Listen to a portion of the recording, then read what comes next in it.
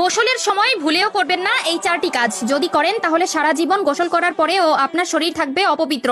আপনার করা নামাজ, রোজা, তাসবিহ, তাহলিল, এমনকি আল্লাহর দরবারে করা কোনো ধরনের দোয়াই কবুল হবে না। বিশেষ করে যখন আপনার উপর গোসলটি ফরজ হবে, তখন তো কোনোভাবেই এই কাজগুলো করা যাবে না। কেননা গোসল যদি পবিত্রভাবে না হয়, তবে একটানা 70 বছর আপনি নামাজ পড়লেও সেই নামাজের মধ্যে এক ওয়াক্ত নামাজের ফজিলত আপনি পাবেন না, এমনকি আল্লাহর দরবারেও তা কবুল হবে না। বিশ্বনবী সাল্লাল্লাহু আলাইহি ওয়াসাল্লাম বলে গেছেন, গোসলের সময় মারাত্মক কিছু ভুল করার কারণে ব্যক্তির করা আজীবনের নামাজ আল্লাহর দরবারে কবুল হয় না। তবে ভুলগুলো মারাত্মক হলেও দেখতে দেখায় সামান্য, তাই নিজেকে একজন মুসলিম মনে করলে এই ভুলগুলো কখনোই করবেন না। কেননা গোসল আমাদের পবিত্রতার একটি অংশ এবং ইসলাম ধর্মের যে কোনো কাজ করতে হলে পবিত্রতা আবশ্যক। কি সেই 4টি ভুল জানতে হলে না টেনে দেখতে থাকুন সম্পূর্ণ ভিডিওটি এবং ভিডিওটি ছড়িয়ে দিন আপনার সকল মুসলিম ভাই ও বোনদের মধ্যে, যাতে করে তারাও এই ভুলগুলো থেকে নিজেকে শুধরে নিতে পারে, যাতে তারাও জীবনের গুনাহ থেকে বাঁচতে পারে। প্রিয় দর্শক,